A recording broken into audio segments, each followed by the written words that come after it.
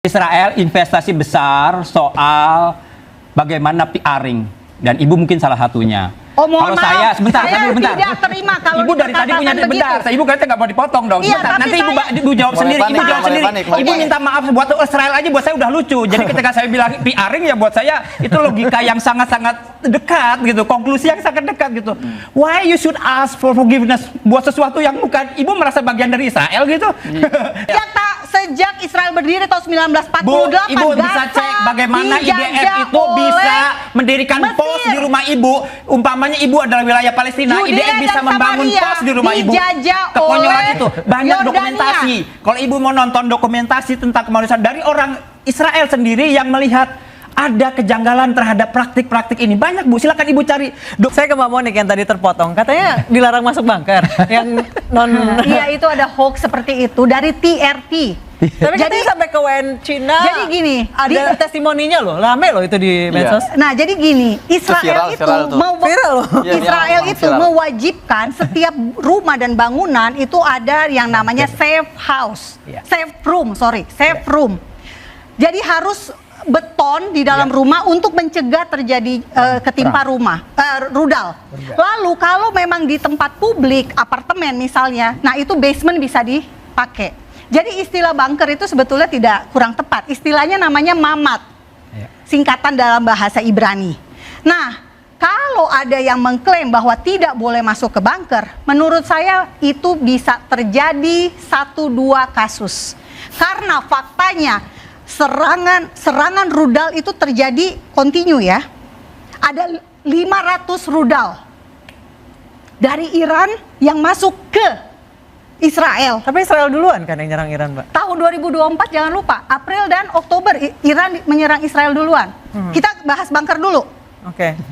Kalau diserang, apakah Palestina punya sistem pertahanan udara untuk mencegah rudal? Nggak ada. Yang kalau rudal itu akan menimpa daerah Palestina, tepi barat, Gaza, ditangkal nggak sama Israel? Apa pernah satu rudal jatuh di wilayahnya Palestina? Nggak pernah loh.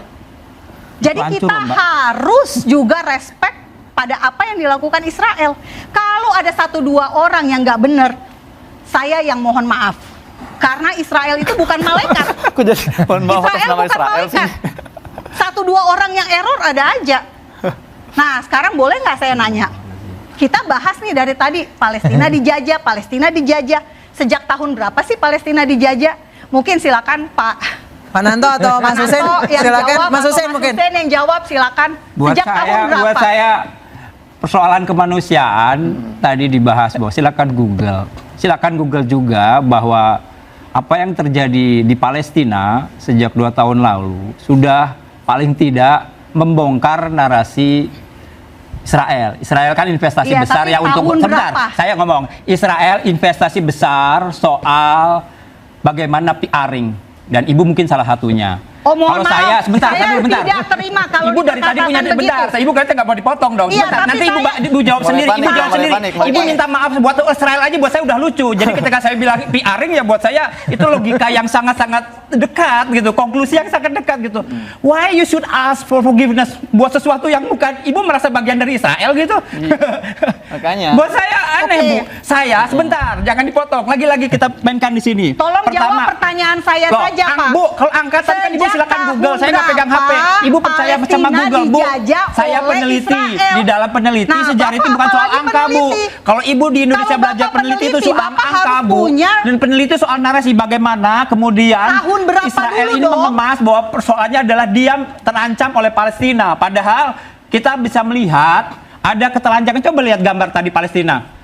Bangunan-bangunan tadi hancur. Pertanyaan saya kan bagaimana akses bantuan tertutup dari laut, dari darat, ya kan? Hal yang sederhana. Bagaimana kemudian kita bisa melihat demonstrasi besar di negara-negara yang relatif terbuka pemikirannya, yang membaca sejarah bukan cuma lewat Google, bukan cuma angka-angka, yang belajar tentang kemanusiaan bisa menyadari ada tragedi kemanusiaan di Gaza dan itu harus diintervensi oleh PBB. Ingat, PBB sejak tahun itu tidak penting, silakan Google sendiri Bu. Ibu pegang HP, tidak penting. Kalau ibu sejarah soal tahun itu adalah sejarah sejarah yang membodohi. Apakah kita cuma bicara tahun, tapi kemudian Karena itu ada harus gambar ada besar. data.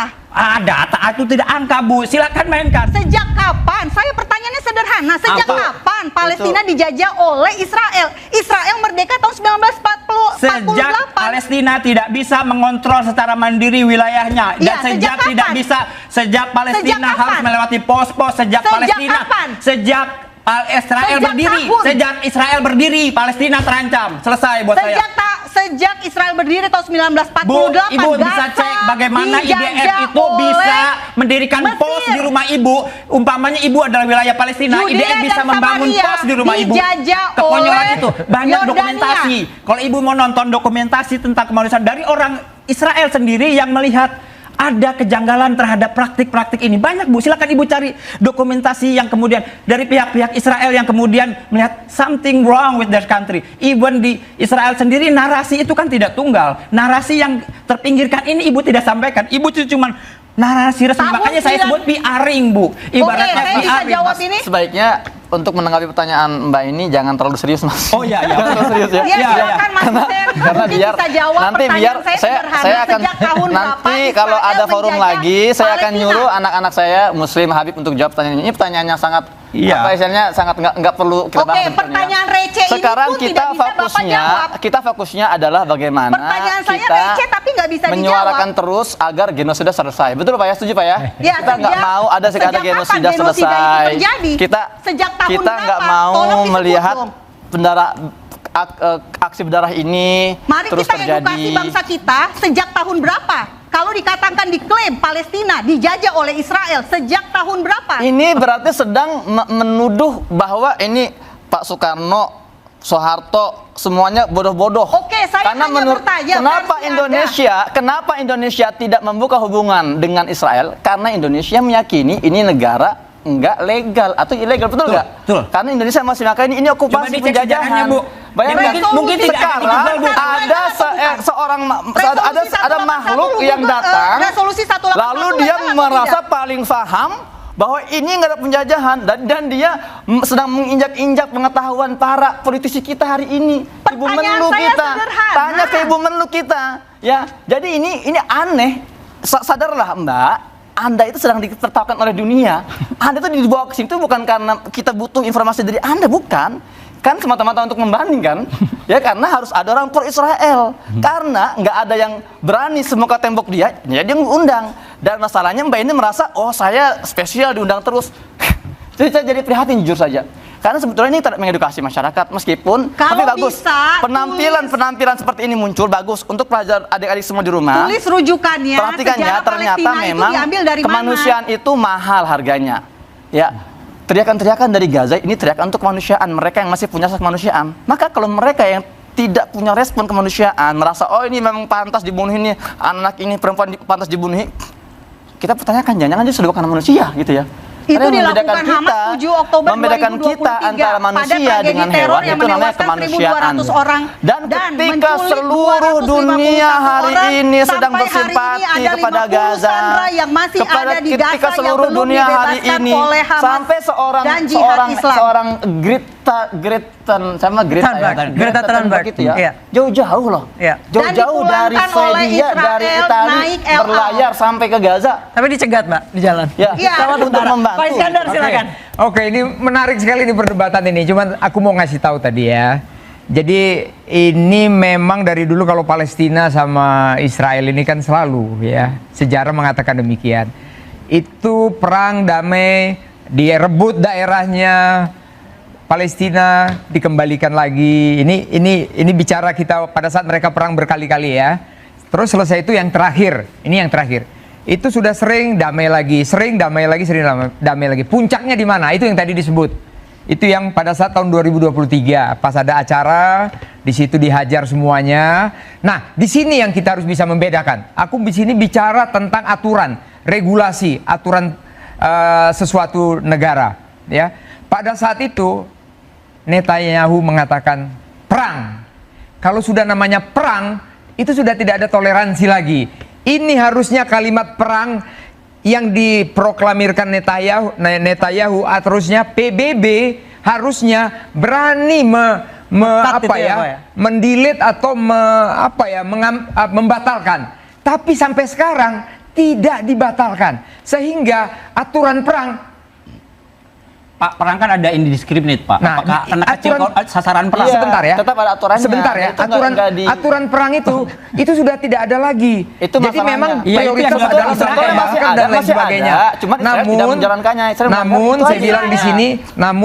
di sini, itu semua berdasarkan karena dikatakan mulai besok ini semua saya nyatakan perang. Di situ yang jadinya akhirnya hukum ini agak bagaimana, karena regulasi perang dikatakanlah di situ. Ini saya hanya bicara, saya menganalisis setelah saya pensiun. Pak, Itu gini, dia yang Pak. saya sampaikan. Oke, Terima siap. kasih. Gini Pak, kita nggak bisa juga mengatakan ini puncaknya 7 Oktober, enggak. Saya tinggal di Gaza sejak 2010 Pak. Yap. 2012 kita lagi adem-adem aja, nggak ada masalah. Tiba-tiba mereka jalan duluan, bem. Lalu pecahlah perang 2012. Ya. Kemudian sempat ceasefire. Yes. 2014 kita lagi adem-adem ayam di Gaza nih, nggak ada serang-serang dari Gaza, tiba-tiba kita diserang, bum. 50 hari saya hidup dalam perang itu Pak. Ya. Itu kenapa tidak dibahas? Kenapa cuma 7 Oktober doang? 2021 14 hari kita dibombardir, kenapa itu tidak dibahas? Jadi ketika para pejuang-pejuang Gaza ini melakukan serangan balasan, itu sesuatu yang legal dan itu diperbolehkan kan?